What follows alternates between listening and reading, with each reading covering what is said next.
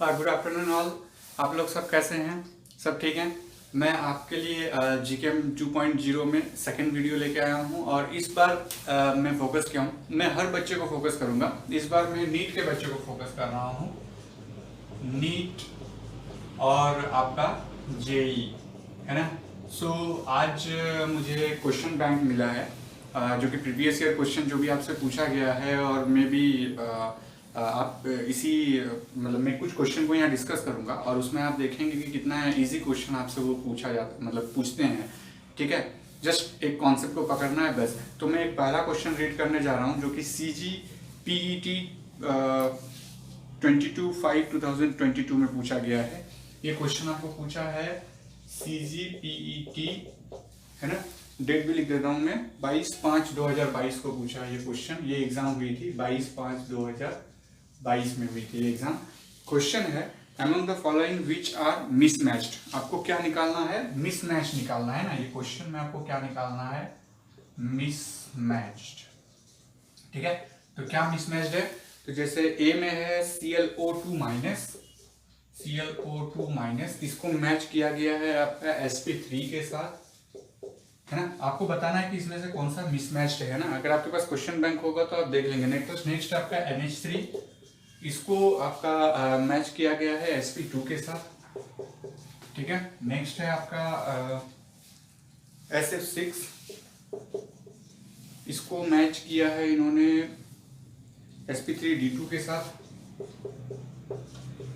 sp3d2 option D में इन्होंने match किया है SF4 को। किसके साथ मैच किया है इन्होंने? sp3d, और E को इन्होंने मैच किया है XeF4, और इसमें sp। ठीक है, तो अब वहां पर हम छोड़ देते हैं क्वेश्चन को, अब यहां देखते हैं। तो इस तरह का क्वेश्चन है among the following which are mismatched, है ना। कौन कौन सा मिसमैच है वो फाइंड आउट करना है।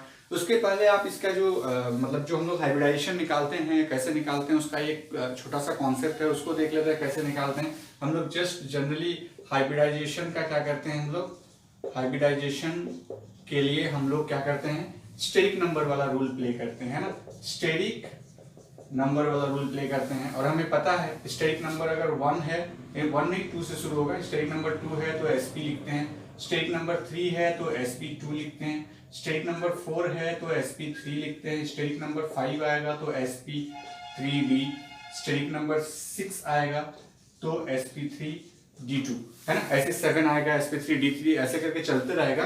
कुछ भी और भी बहुत सारे एक्सेप्शन है, उसको भी हम लोग देखेंगे। लेकिन जो आपका ये क्वेश्चन पे बेस्ड है वो आपको इस कॉन्सेप्ट से पता चल जाएगा, और इस तरह के कोई भी क्वेश्चन है वो इसी कॉन्सेप्ट से आपको पता चल जाएगा, है ना। तो हम लोग देखते हैं कि कैसे वो प्ले करेंगे। तो सबसे पहले हम लोग स्टेरिक नंबर निकालेंगे, और जो भी नंबर निकलेगा उसके रिस्पेक्टिव हम लोग हाइब्रिडाइजेशन, तो हर एक मॉलिक्यूल के लिए हम लोग स्टेरिक नंबर निकालेंगे। ठीक है, तो ए के लिए अगर हम स्टेरिक नंबर SN लिख देता हूं। स्टेरिक नंबर का फॉर्मूला होता है 1/2, है ना। वैलेंस इलेक्ट्रॉन किसका? जिसके लिए हम लोग निकाल रहे हैं, ना, सेंट्रल एलिमेंट का वैलेंस इलेक्ट्रॉन, और प्लस M क्या है? नंबर ऑफ मोनोवैलेंट, कितने मोनोवैलेंट इसके साथ जुड़ा हुआ है। यहां जैसे ऑक्सीजन जुड़ा हुआ है, ये ऑक्सीजन क्या है आपका? डाइवैलेंट है, ये मोनोवैलेंट नहीं है। ठीक है, ये डाइवैलेंट है, तो यहां पर हम मोनोवैलेंट के रूप में 0 लिखेंगे।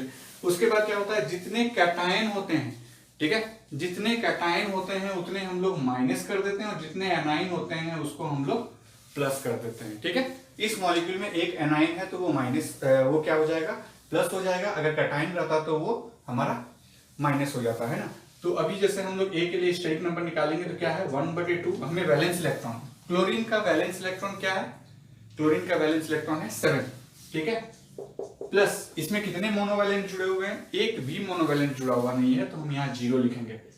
माइनस कैटाइन कितने जुड़े हुए हैं? एक भी कैटाइन जुड़ा हुआ नहीं है, तो हम यहाँ 0 लिखेंगे। एनाइन कितना जुड़ा हुआ है? तो एक एनाइन जुड़ा हुआ है, तो हम लोग यहाँ पर 1 लिखेंगे, है ना। तो अब देखिए 7 + 1 हो जा रहा है ना, तो 1/2। ठीक है, और यहाँ पर क्या हो गया हमारा? 7 और 1, ये 7 और प्लस 1 तो 8 हो गया। तो 1/2 × 8, 4, है ना। इसका मतलब 4 स्टेरिक नंबर आया, तो हमारा ये sp3 है। ठीक है, तो ये वाला तो हमारा मिसमैच नहीं है। और भी हम लोग ढूंढते हैं, और कहां पर है? जैसे NH3 के लिए लेके आते हैं ना, तो ऑप्शन नंबर बी NH3 के लिए लेके आते हैं। तो हम लोग अब बार बार इसको नहीं लिखेंगे, हम लोग सीधे हमको पता है निकाल सकते हैं कैसे। वैलेंस इलेक्ट्रॉन कितना है नाइट्रोजन का 5। कितने मोनोवैलेंट जुड़े हुए हैं, हाइड्रोजन क्या है हमारा मोनोवैलेंट है, करेक्ट। तो हाइड्रोजन मोनोवैलेंट है, कितने हाइड्रोजन है 3, तो 3 जोड़ लीजिए। कैटाइन कितने हैं, कैटाइन हमारा सॉरी कैटाइन में हम लोग माइनस करते हैं, तो -0 और +0, तो इसको आगे से हम लोग लिखेंगे भी नहीं, अगर रहेगा तो ही लिखेंगे, अदरवाइज नहीं लिखेंगे। ये वैल्यू कितना आ जाएगा 5 और 3 8, 2 कट जाएगा तो 4 आएगा, 4 आएगा तो ये भी sp3 है, ठीक है। लेकिन यहाँ sp2 है, इसका मतलब ये गलत है, ये मिसमैच्ड है, ठीक है। sf6 के बारे में देख लेते हैं, है ना, ऑप्शन नंबर सी sf6। इसका स्टेरिक नंबर निकालेंगे 1/2। वैलेंस इलेक्ट्रॉन कितना होता है सल्फर का 6, तो 6 और फिर प्लस मोनोवैलेंट, फ्लोरीन हमारा क्या है मोनोवैलेंट है, तो कितने फ्लोरीन जुड़े हुए हैं 6 फ्लोरीन, ठीक है। आगे कोई कैटाइन एनाइन नहीं है तो हम उसको लिखेंगे भी नहीं, तो 6 और 6 12 हो जा रहा है, 12/2 कितना हो गया 6। अब 6 आएगा तो हमारा क्या है sp3d2, सिंपल sp3d2, ये करेक्ट मैच है, ठीक है। हमें मिसमैच खाली निकालना है। sf4, तो डी में जाते हैं हम लोग, यहां पर आकर के हम लोग देखेंगे sf4 के लिए, करेक्ट। तो इसके लिए क्या हो जाएगा, हमें सल्फर मालूम है, वैलेंस इलेक्ट्रॉन कितना है 6 और फिर प्लस कितने फ्लोरीन है हमारे पास 4, ये मोनोवैलेंट हो गया, कोई भी कैटाइन और एनाइन नहीं है, तो सिंपली हम लोग इसको क्या करेंगे 6 4 10 हो गया, 2 से डिवाइड होगा तो कितना आ रहा है नंबर मेरा स्टेरिक नंबर 5, और 5 आएगा तो ये क्या हो जाएगा हमारा sp3d, करेक्ट।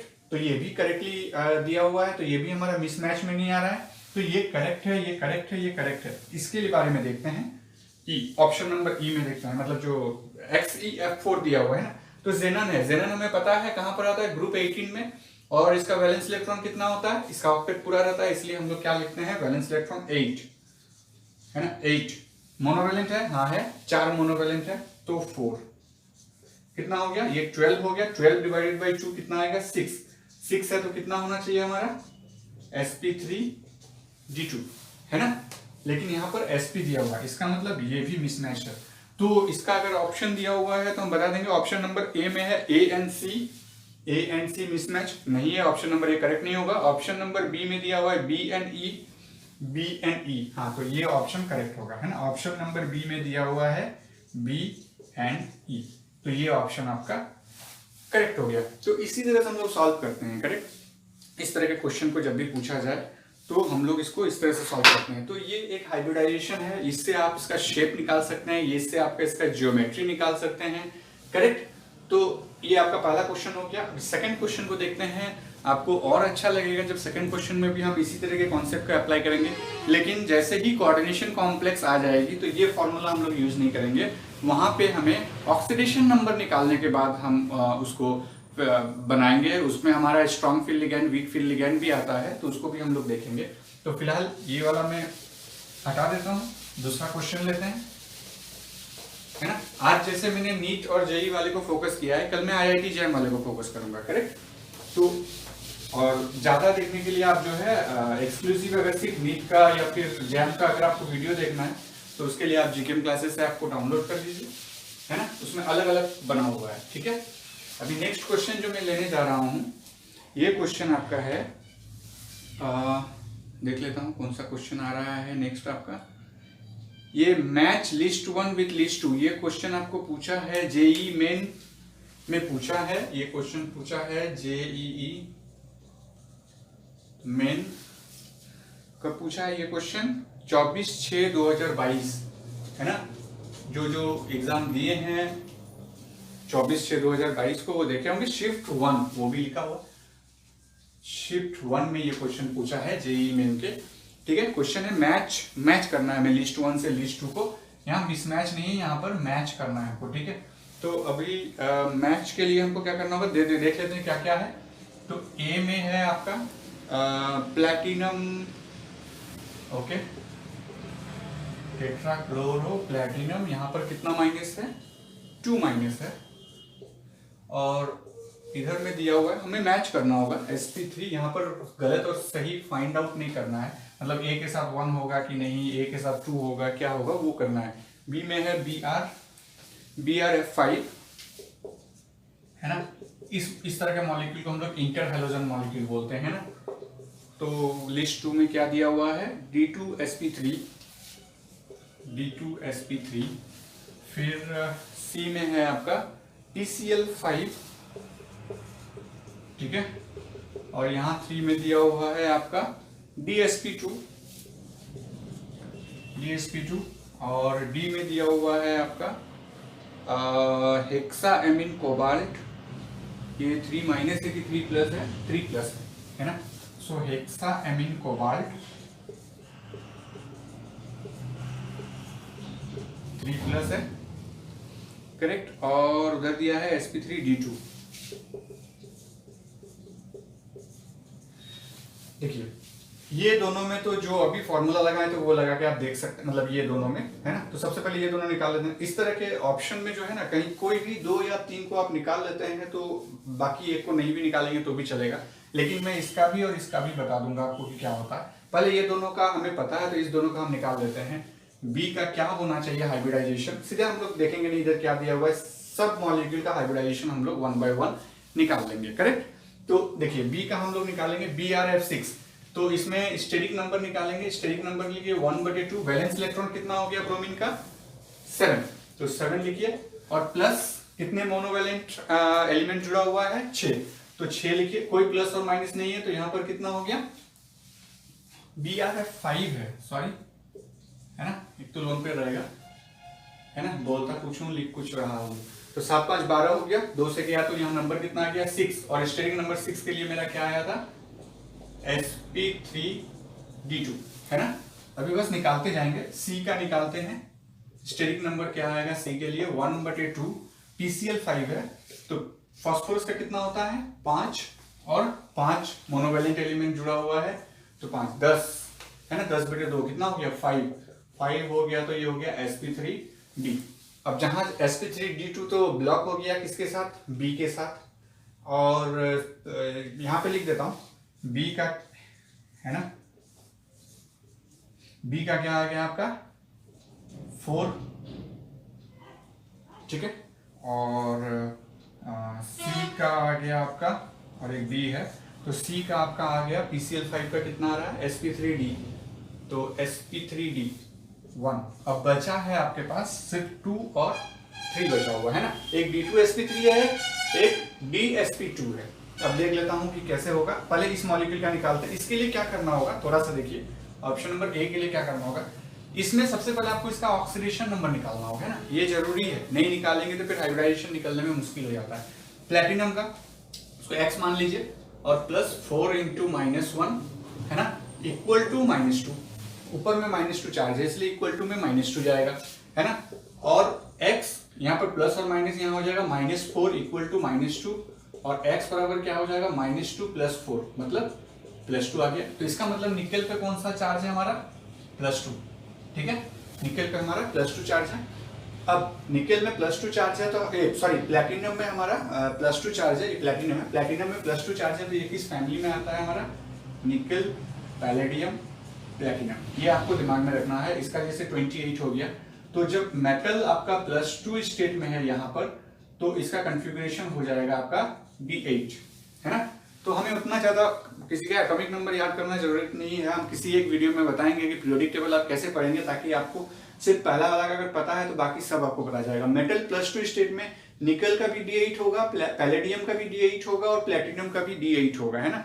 ये सब बिल्कुल इजी है, मेरे पास आपको कुछ शॉर्टकट नहीं मिलेगा है ना, शॉर्टकट में जाएंगे तो भूलेंगे, किसी भी चीज को याद करेंगे तो आप जरूर भूलेंगे, और लेकिन किसी भी चीज के कॉन्सेप्ट को आप समझेंगे तो उसको आप कभी नहीं भूलेंगे है ना।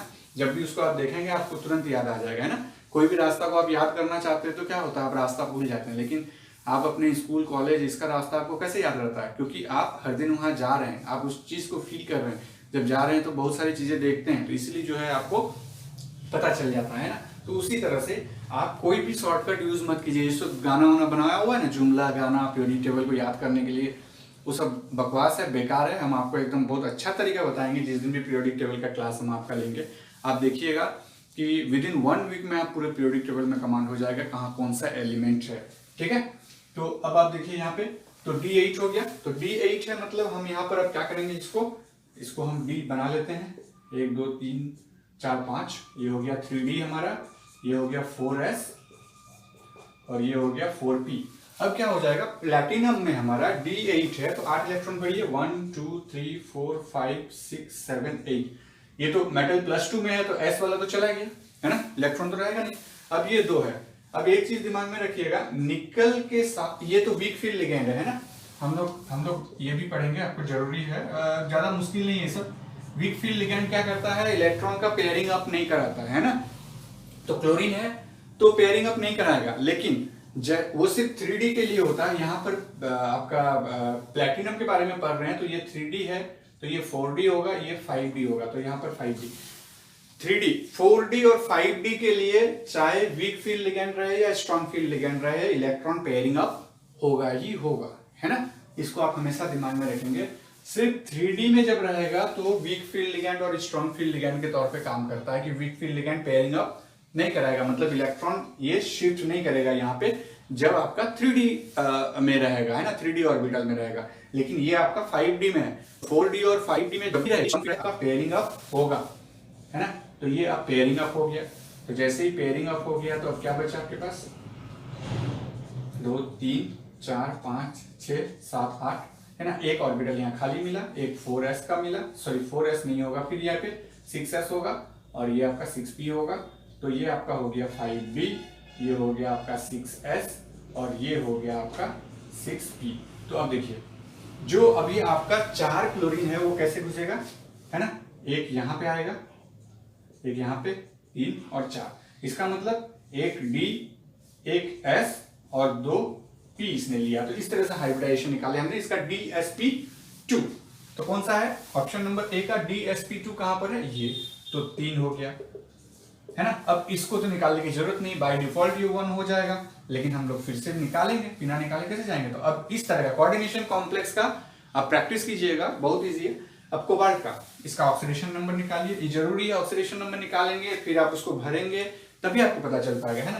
तो कोबाल्ट का ऑक्सीडेशन नंबर के लिए x मान लेते हैं इसको हम, और प्लस यहाँ पर NH3 जो है ये न्यूट्रल लिगेंड है तो कुछ भी शेयर नहीं करेगा, तो 0 × 6 इक्वल टू कितना चार्ज है, +3। तो इसका मतलब सीधी x बराबर क्या हो गया हमारा, +3, है ना। इसका मतलब कोबाल्ट पे जो है यहाँ पे चार्ज है +3, और निकल के जस्ट पहले कोबाल्ट आता है ना। जैसे हमारा कोबाल्ट वाला सीरीज अगर हम लोग देखेंगे तो कोबाल्ट, फिर रोडियम और इरिडियम है, मतलब इसका जैसे 27 हो गया तो मेटल आपका +2 स्टेट में इसका क्या हो जाएगा, +2 स्टेट में हो जाएगा D7, ये भी होगा D7, ये भी होगा D7 +2 स्टेट में। लेकिन यहाँ पर कौन सा स्टेट है आपका, +3, तो इसको क्या कर देंगे, +3 अगर है तो ये D6, ये D6 और ये भी D6 होगा हमारा, है ना। तो अब हम लोग क्या करेंगे, D बनाते हैं, यहाँ पे तो नहीं होगा, इस जगह बनाना होगा क्योंकि पूरा लेना है हमको। तो ये हमने बना दिया D 3D, ये बना दिया हमने 4s और ये बना दिया हमने 4p, और साथ में जो है हमारा 4s 4p और 4d, है ना। कहीं अगर पेयरिंग अप नहीं होगा तो कहीं तो जाना होगा। D, अच्छा कितना इलेक्ट्रॉन है, 6, 1 2 3 4 5 6 इलेक्ट्रॉन है हमारा, करेक्ट। ओके, तो 6 भर गया यहाँ पे। अब 6 भर गया तो हमारे पास जो बचा है देखना होगा, ये अमोनिया। अब क्या है, ऐसे तो अमोनिया वीक फील्ड लिगेंड की तरह हमारा काम करता है और है भी 3D, तो अब स्ट्रॉन्ग फील्ड और वीक फील्ड लिगेंड पे डिपेंड करेगा। लेकिन जब मेटल +3 स्टेट पे रहेगा तो अमोनिया क्या करता है, स्ट्रॉन्ग फील्ड लिगेंड की तरह बिहेव करने लगता है। अगर +3 रहेगा तो, लेकिन +2 रहता तो वीक फील्ड रहता है ना, +3 है तो स्ट्रॉन्ग फील्ड। अब देखिए, अभी स्ट्रॉन्ग फील्ड है तो क्या करेगा, पेयरिंग अप कराएगा। तो ये इलेक्ट्रॉन को क्या करेगा, इसको यहाँ मूव नहीं करा दीजिए क्योंकि ये जगह भी हमें चाहिए होगा। इस इलेक्ट्रॉन को यहाँ मूव करा दीजिए, इस इलेक्ट्रॉन को यहाँ मूव करा दीजिए। जब हमने मूव करा दिया तो इसी में हम कर देते हैं, ठीक है। इस इलेक्ट्रॉन को लेकर के यहाँ पे लेके आइए, इस इलेक्ट्रॉन को लेकर के यहाँ पे लेके आइए। अब मिटा दीजिए एरो, इसकी जरूरत है नहीं, है ना, क्योंकि शिफ्ट हो गया, आपको पता चल गया कैसे शिफ्ट होगा। अब जैसे देखिए हमारे पास 6 है, तो एक जगह ये ब्लॉक किया, दूसरा, तीसरा, चौथा, पांचवा, छठा, 6 ब्लॉक कर दिया, 6 अमोनिया। क्या आ गया, 2 D आ गया, तो D2, एक S आ गया, 3 P आ गया, D2sp3। तो D2sp3 कहाँ है हमारा, D2sp3 2, ये वाला है। तो यानी कि D का भी हमारा 2 हो गया, है ना। तो ऐसे ऐसे और भी क्वेश्चन है, बहुत सारे क्वेश्चन है, सबको डिस्कस करना मुश्किल है। आप इसको ऐसे ही ये कर दीजिएगा, ये वाला जहां पर भी ऑप्शन है उसको करेक्ट कर दीजिएगा। तो जैसे आज का वीडियो आपका नीट और जेई वालों के लिए है, तो वैसे ही मैं कल आईआईटी जैम है ना, आईआईटी जैम के क्वेश्चन को लेकर के आऊँगा, फिर परसों किसी और एसईटी लेवल का क्वेश्चन को लेकर आऊँगा या पीजीटी लेवल का क्वेश्चन को लेकर आऊँगा। हर दिन कुछ ना कुछ क्वेश्चन आपको यूट्यूब में मिलेगा। और रेगुलर क्लास के लिए और इसके लिए आप जो है जीकेएम क्लासेस में जाकर के वहाँ रिक्वेस्ट कर सकते हैं, वहाँ आपको क्लासेस मिल जाएगा ना, इंग्लिश मीडियम में भी और हिंदी मीडियम में भी, जो भी मीडियम में आपको चाहिए, नोट्स क्लासेस सब मिल जाएगी। ठीक है, थैंक यू।